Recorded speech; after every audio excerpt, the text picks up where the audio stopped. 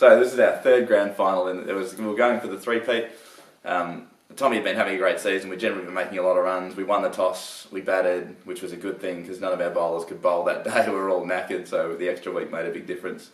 But before we knew it, we were 4 for 20 and a lot of strife. And to come from that position, Tom batted out the entire 80 overs, hit a 6 to bring up his ton in the 80th over, and guided us to 220, which was a more than defendable score, and we ended up winning that game. A really difficult situation, and he kept his cool with wickets falling around him.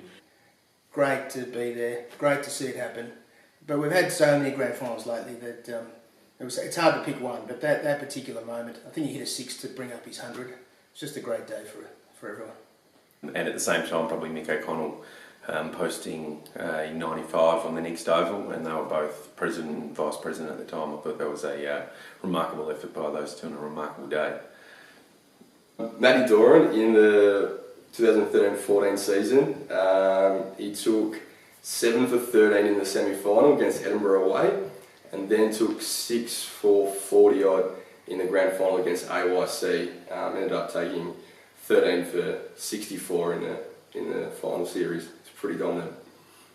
His ability to swing the ball in the semi-final and help us beat Edinburgh, and then to claim many scalps in the final against AYC as well. So, and yet to recapture that form, I'm sure it'll come at some stage.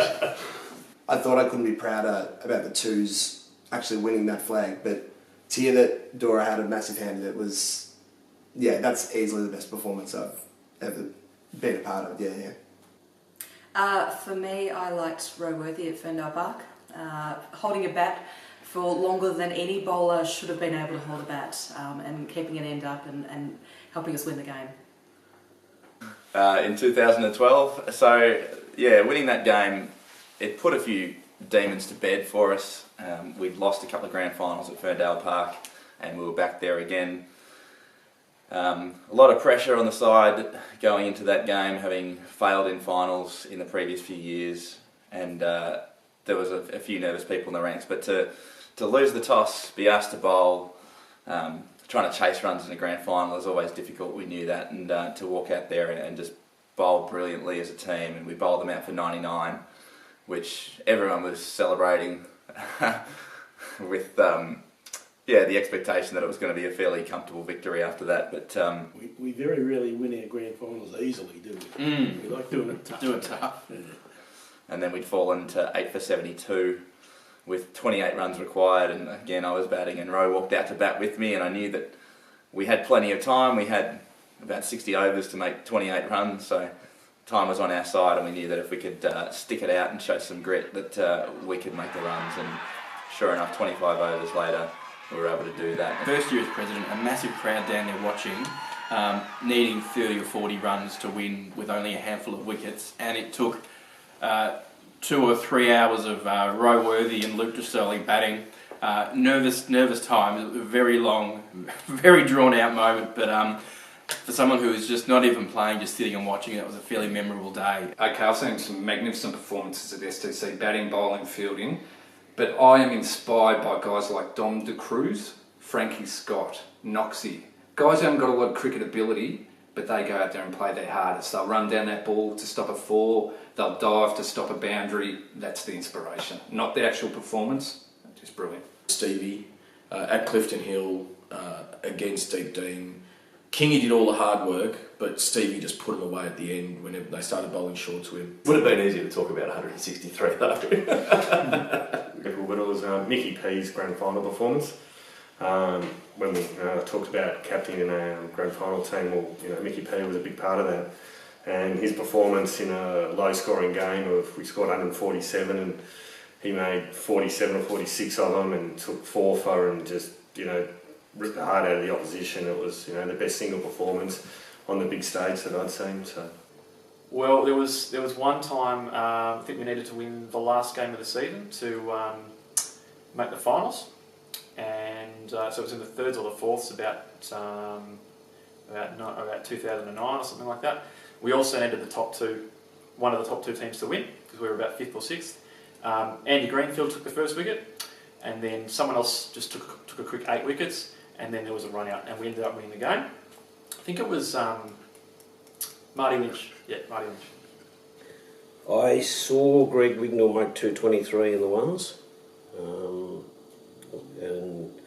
that might even have been my first game in the firsts, but I had the pads on for most of that because I was in next, and I thought I was never going to get a hit. I played in the game then when Basil got his 250 not out in the twos, which is still a club record. I opened and got 63 that day. I was quite proud of myself, and as the day went on, it sort of diminished in significance. I think he took 28 off the over that took him to 200. It was just, he was cutting everything. He was cutting half volleys outside leg stump. No, I think Mark Duggan in the 87 Premiership made 100, and it was such a close game, and it was a fantastic innings. In 1972-73, John Aspinall took 10 for 52 against Malvern City. I remember it very vividly because I was the opening bowler at the other end. But Greg Wignall and I put on 280 for that wicket, and I'll never forget that because Greg made 226. And Kingy was batting, and he was batting pretty slowly, to be fair. He was causing some consternation amongst the ranks. Dan O'Connell surprisingly was cracking it on the sidelines as Kingy wasn't scoring particularly quickly, and it was getting right down to the last couple of overs, and he was still just blocking him. I think at one point he ran someone out as well, so the signs weren't good. But then all of a sudden he flicked the switch and hit 9 sixes in 10 balls or something ridiculous, and went from being 9 off 35 balls to suddenly making 60 off about 45. And it was the most soul-destroying moment for St Barnabas I've ever seen, as balls just sailed over into the back fence. The neighbours refused to throw the ball back after a while. I'd say Basil. Have to be Baz again. Just a commitment to the club and his love for the club. For me, look, and I'm sure it's a popular answer, Basil. Basil's spirit and his passion for the club and for the game really do epitomise the club to me. I think his passion for the junior program is really important as well. Baz Finnegan, I think. Been around for a long time. He was the captain in my first game when I came down with Josie to play in the thirds. He's been a player, a father, son, and he's coached for about 35 years of our junior teams. He continually puts in for our club, and he speaks so fondly of our club every time he talks to any person, especially our junior players. Bernie Doc. I can't imagine the club without him. His contribution on field and off field is unparalleled. When Lukey first brought me down on pre-season training 15, 16 years ago, the first bloke to come up to me and introduce himself was Bernie Doc, and I know a lot of other people are in the same boat, and I've never forgot it. So someone like Bernie Doherty, who's been such a legend at the club for his 9,000 runs, 300 wickets, being involved in a few premierships, to have captained one, but to have delivered the most taunts to opposition without them actually realising it as well. I think if you look in the last couple of years, I think for me personally, Steve O'Connell, does a hell of a lot around the club, and just the way he conducts his on-field stuff and the way he bats and leads the club. Schwatter. Because you don't have to be a good cricketer for us to love you. I'm going to say the partners and wives. That's one thing at our club that's really strong, is support from the partners and wives. Dan, because basically punting, beers and darts, that just seems to be epitomises STC, I think. I'm going to say Dickie.